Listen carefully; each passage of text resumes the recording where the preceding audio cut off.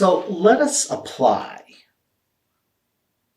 our thinking from the last video on behavior and motivation to solving a common problem, in this case, procrastination.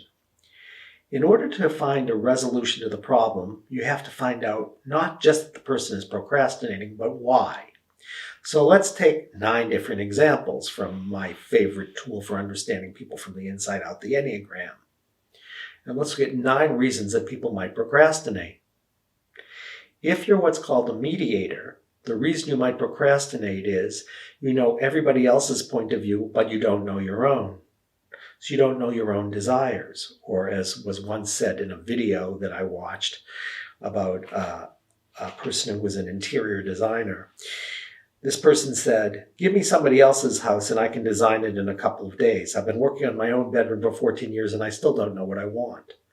So if we're going to help that person not procrastinate, we would have to help them find out what they truly love. And if they could discover that, then they could know what to do with their bedroom. And then we would have to find out what really, really, really has made them feel happy or what they're drawn to. And that would be what we would need to do.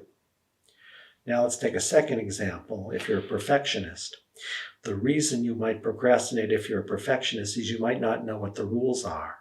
And if you don't know what the rules are or the ethics are, it becomes very hard to accomplish anything.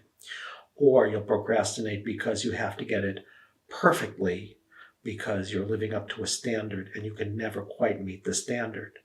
So we would then have to work on your fear that you're bad, for example. Or let's suppose you're a giver. You might procrastinate because you can't really come to a conclusion about what somebody else needs. So you don't know your own needs. So I would have to help you deal with your own unworthiness and the fear that you would have that if you had your own needs, you'd be imposing on someone. Or let's suppose you're a performer and you didn't know what the rules of success were. So you might do, but you might not know what the most successful thing to do was. And I'd have to deal with your fear of failure.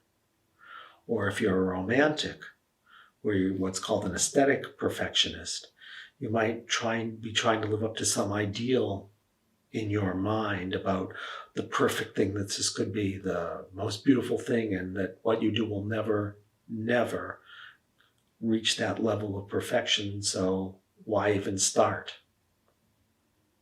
So in the next video, we'll talk about 4 more reasons that people can procrastinate.